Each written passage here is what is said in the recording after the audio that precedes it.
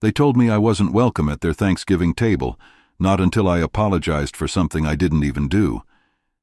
His billionaire family said I didn't fit their image. But what they didn't know was that I owned the one thing they couldn't live without. And this year, I was done being polite. I still remember that morning, the cold air biting against my face, the sound of my own heartbeat echoing louder than the city itself. They called me names behind closed doors, smiled in my face for the cameras, and whispered my skin color like it was a secret shame. I kept quiet because I loved him. Or maybe I loved who I thought he was. But love can only survive truth, and once you've seen what people are willing to hide behind their money, there's no unseeing it. That Thanksgiving, I was supposed to beg for forgiveness. Forgiveness for loving their son, for daring to exist in a world they built to exclude women like me. But I decided something different that day.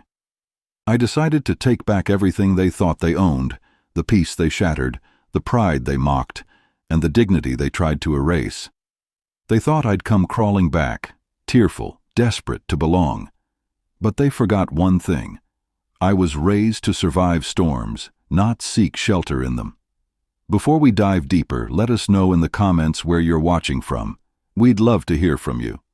And if you're new here, click on the subscribe button so you never miss any of our upcoming videos. Amara grew up in the south side of Atlanta, where dreams were built from scraps of hope and late nights. Her mother worked 2 jobs. Her father fixed broken cars in their driveway just to keep food on the table. Amara wasn't born into luxury, but she was born with something far rarer: grit. She built her first business from a small corner of her apartment, selling handmade skincare products online. By 28, she had turned that tiny idea into a brand that spoke to women like her, women who had been told no too many times and decided to say yes to themselves instead. She was content, proud, and free. Then, one afternoon at a charity gala she almost didn't attend, she met Ethan Price. Ethan was everything she wasn't supposed to want: polished, powerful, and born into a world where money fixed every problem before it began. The Price family name opened doors Amara had spent her entire life knocking on. Yet when Ethan spoke to her, there was something genuine in his eyes, something that felt like safety. Their connection was instant, the kind of chemistry that doesn't make sense on paper but feels undeniable in person. He admired her independence. She admired his humility. For the first time, Amara thought maybe love could be the bridge between 2 worlds that were never meant to meet. But bridges built between pride and privilege rarely hold for long. From the beginning, the whispers followed her, at business luncheons, at society events, even online. She's only with him for the money. She doesn't belong in his world. Yet Ethan defended her, stood by her, and told her not to listen. He promised her that love would be enough. And for a while, it was. Their wedding was small and intimate, just how she wanted it, though she couldn't help noticing how his mother, Eleanor Price, barely looked her in the eye. Her smile was polite, but her gaze was cold, like she was staring at an inconvenience rather than a new daughter-in-law. At dinner, while everyone raised their glasses to toast the newlyweds, Eleanor's hand never left her wine glass. She didn't speak much, but Amara could feel the weight of her judgment in the silence between words. When Ethan reached to hold her hand under the table, Amara smiled, but inside, something shifted. For the first time, she felt like she didn't belong, not because of who she was, but because of who they were. She told herself it didn't matter, that love could soften even the hardest hearts, that someday Eleanor would see her not as a headline or a headline scandal, but as family. The first year of their marriage felt like living inside a dream. Expensive vacations, charity galas, smiling photographs in glossy magazines. But beneath the surface, Amara began to feel the faint tremors of something off. Ethan had started taking longer business trips, and when he came home, there was a certain heaviness in his silence. He brushed it off as work stress, but she knew better. She could feel the tension, like static in the air before a storm. The truth began to reveal itself slowly. not through words, but through absence. Calls from his mother that ended abruptly when Amara entered the room. Family dinners she was no longer invited to. Small things at first, but enough to plant doubt. By mid-November, as Thanksgiving approached, Amara decided to host a dinner that would bring everyone together. She spent days planning the menu, a mix of her mother's traditional dishes and the elegant ones she knew the Price family would approve of. She imagined laughter, clinking glasses, and a chance to bridge the gap that had quietly grown wider between her and them. But as the days passed, no invitation came from the Price mansion, no call, no message, not even a polite excuse. It was as if the holiday itself had skipped over her. Finally, she dialed Eleanor's number herself. Her voice was calm, polite, hopeful, the voice of a woman still trying to believe in the good of others. "Hi, Mrs. Price," she began softly. "I was wondering if you and the family had plans for Thanksgiving this year. I'd love to contribute or maybe host if that's easier." There was a pause, long enough for Amara to hear the faint hum of classical music in the background. Then came the answer, sharp and cold as glass. "You'll be welcome," Eleanor said slowly, "when you learn some humility." The line went silent before Amara could even respond. Amara stared at her phone for a long time, the words echoing in her mind.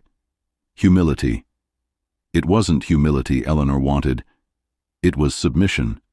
It was an apology for daring to sit at their table, for being loved by their son, for existing in spaces she was never meant to enter. When Ethan came home that evening, she told him what had happened, expecting anger or at least disappointment.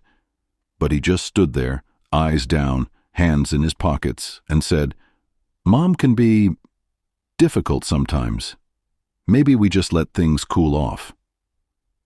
That moment cut deeper than the insult itself, because silence, she realized, was its own form of betrayal. Ethan's quiet loyalty to his family, his fear of confrontation, had built a wall she could never climb. Amara didn't argue. She simply nodded, turned away, and went back to her kitchen. That Thanksgiving night, while the rest of the Price family feasted in their grand dining room, Amara set a table for two, just her and Ethan. The candles flickered softly, the smell of roasted chicken filled the room, and the only sound was the ticking of the clock. Ethan barely touched his food. His phone buzzed with family messages all evening, and each vibration felt like another reminder of where his heart truly belonged. Amara watched him for a long time, her eyes glistening but steady. Somewhere between the flicker of those candles and the silence that filled their home, something inside her shifted. The pain that once broke her began to harden into resolve. She no longer needed to prove herself to people who would never see her worth. That night she made a quiet promise, one that would change everything. She would never beg for a seat at their table again. And while the Price family raised their glasses in their mansion across town, celebrating another year of pride and power, Amara sat in her modest home, strength gathering inside her like the calm before a reckoning. In the weeks that followed Thanksgiving, Amara buried herself in work. Silence had become her companion, quieter than comfort, louder than peace. She spent most of her time at her office, focusing on her growing company and trying to forget the ache that had settled deep in her chest. But fate has a strange way of rewarding the patient and punishing the proud. One morning, while sorting through old financial documents, Amara stumbled upon a file labeled Price Holdings, Joint Assets. It caught her eye not because of the title, but because she didn't remember ever signing anything with that name. Curiosity led her deeper. Inside were legal transfers, signed and notarized, bearing both her and Ethan's signatures. She remembered vaguely their first year of marriage, when Ethan told her he wanted to include her in everything. Back then, she thought it was love. She hadn't realized it was power.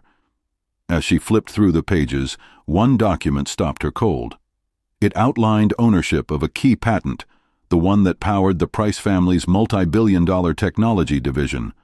The signature beneath the ownership clause was hers, and hers alone. Ethan had transferred controlling rights to her name years ago, during a time when trust blinded her to detail. Her pulse quickened. Slowly, realization sank in. The empire that had dismissed her, mocked her, and shut her out, was standing on her foundation. Her name wasn't just on the paperwork, it was on the future of the entire Price legacy. She sat back in her chair, papers trembling slightly in her hands. For a long time she said nothing. The betrayal she once felt turned into something colder. Clarity.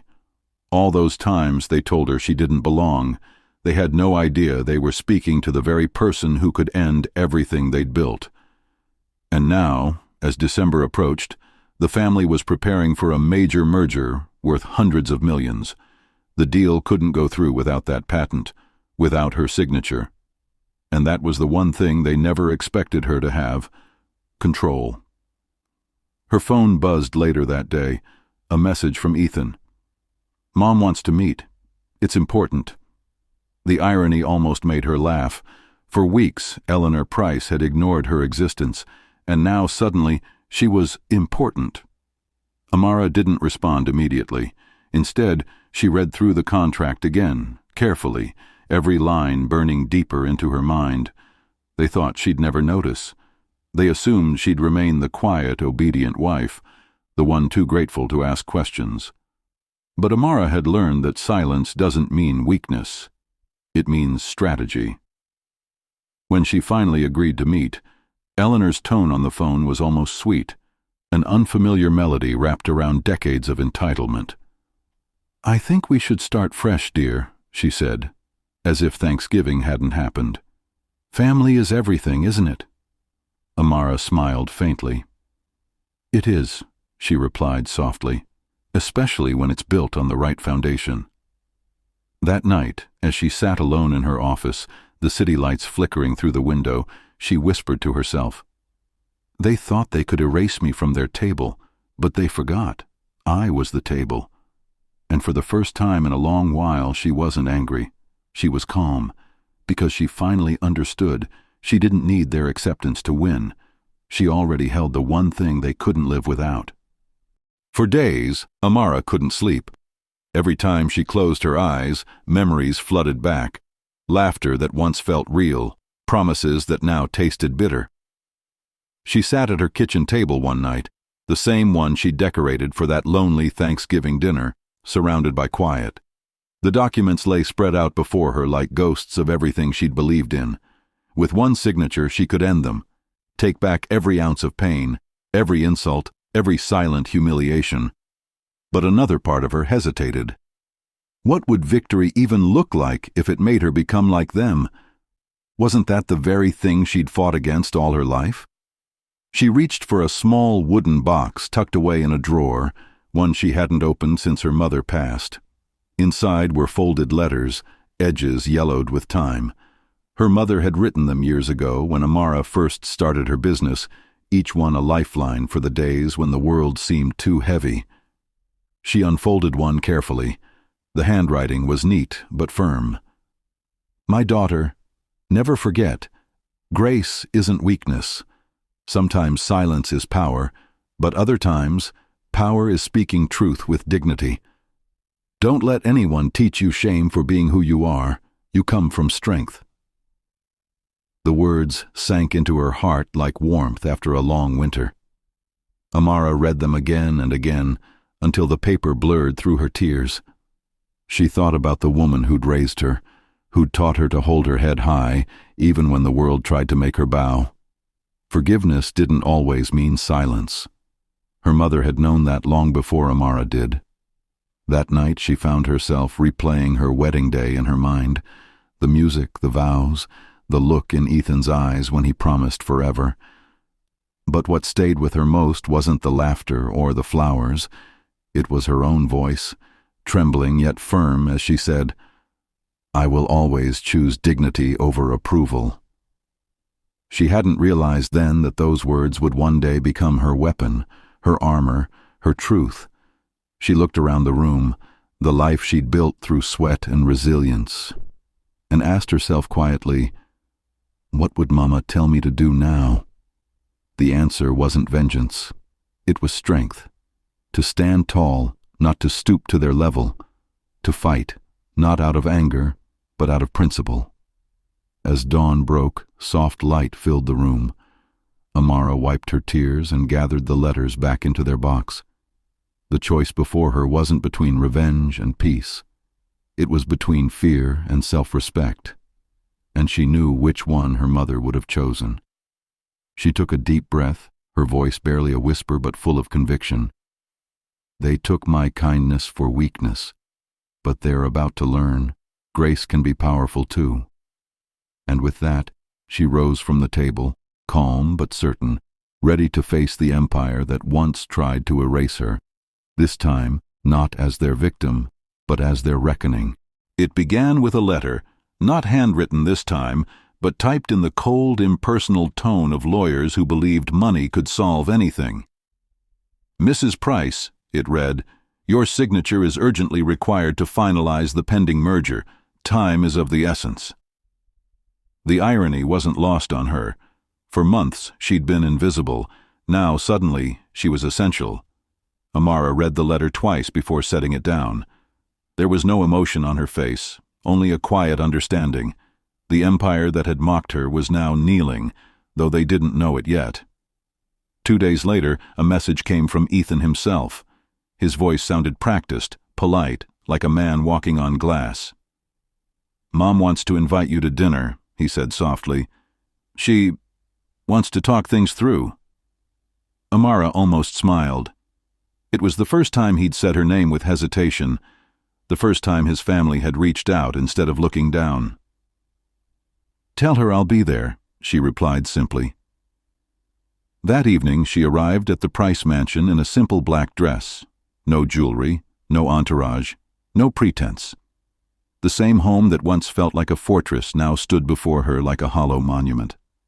Inside, the long dining table was already set.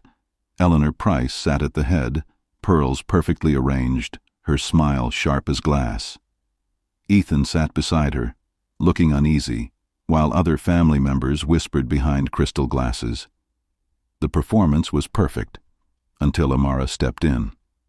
Every eye followed her as she crossed the room, each step measured, each movement deliberate. Eleanor spoke first. "Amara," she began, her tone dripping with forced sweetness, "I think we can all agree that misunderstandings have gone too far. This family values unity, and we hope you'll do what's right. For Ethan, and for all of us." Her words were polished, but her eyes betrayed impatience. Amara waited until the room fell silent. Then, slowly, she placed a folder on the table. The rustle of paper seemed to echo louder than the ticking clock. "These," she said calmly, "are copies of the ownership documents for the patent your company depends on." She opened the folder, revealing signed pages marked with her name. "As of this morning, I've frozen all assets tied to that patent.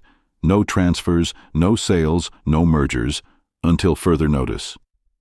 The room fell silent. For a moment no one moved.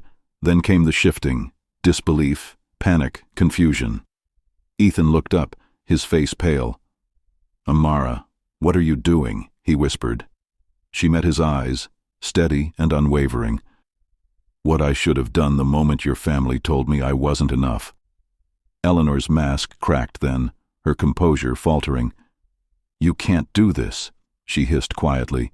"You don't understand the consequences." Amara tilted her head slightly, her voice soft but sharp as truth. "I understand perfectly. You told me I wasn't welcome at your table, so I built my own." Silence swallowed the room. No one dared to speak. Even the air felt still, heavy with the weight of realization.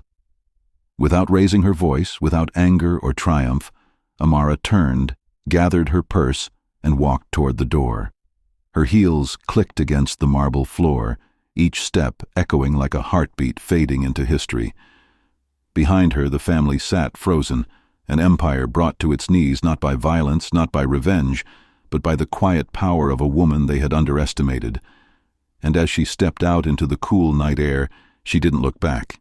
because this time the past had nothing left to teach her. The days that followed were quiet, the kind of quiet that settles after a storm. News of the halted merger spread quickly through the financial world, whispers rippling through boardrooms and headlines alike. The mighty Price family, once untouchable, had been brought to a standstill by the very woman they dismissed. Amara didn't celebrate. She didn't need to.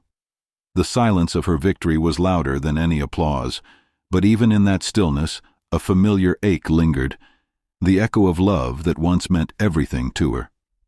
Late one evening, there was a knock at her door. She didn't have to look through the peephole to know who it was.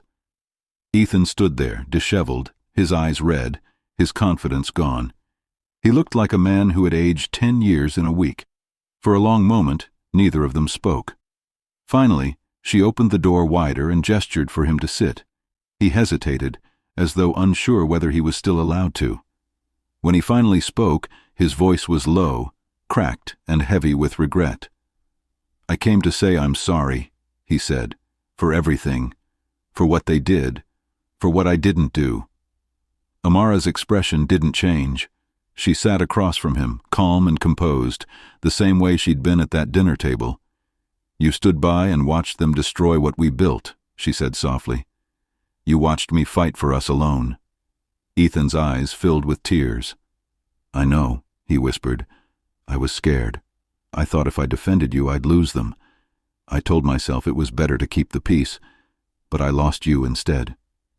He looked up at her then, eyes full of the same sincerity that once won her heart. "I thought I could protect everyone, but all I did was betray the one person who truly believed in me." The words hung between them like the last thread of something once beautiful.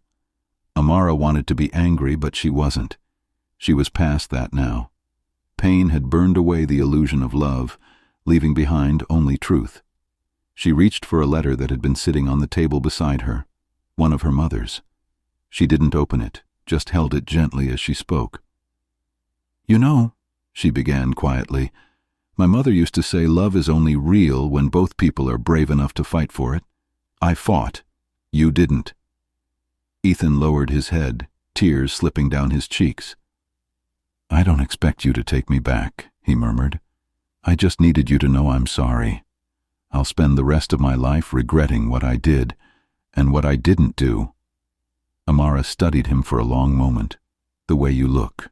Weeks turned into months, and the world began to move on, but not in the way the Price family had hoped. Their empire, once untouchable, began to crumble piece by piece. The merger they had bet everything on fell apart. Investors pulled out. Lawsuits followed.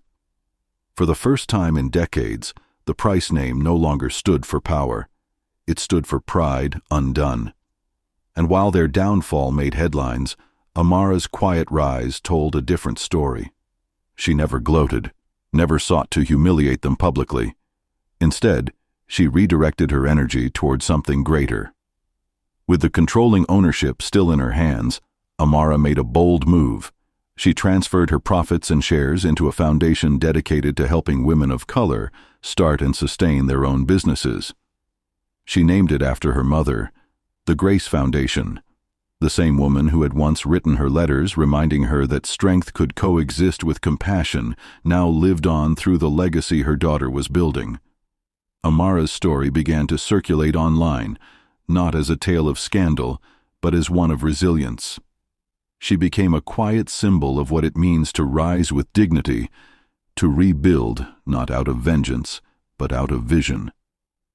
Every morning she would visit the foundation's office, a bright, welcoming space filled with laughter, hope, and women who reminded her of herself years ago. They came with ideas, fears, and dreams too big for the world to contain, and she guided them, just as someone once guided her. Her power wasn't in wealth anymore, it was in impact. She had turned pain into purpose. On an evening bathed in gold light, Amara stood by the window of her new home overlooking the city.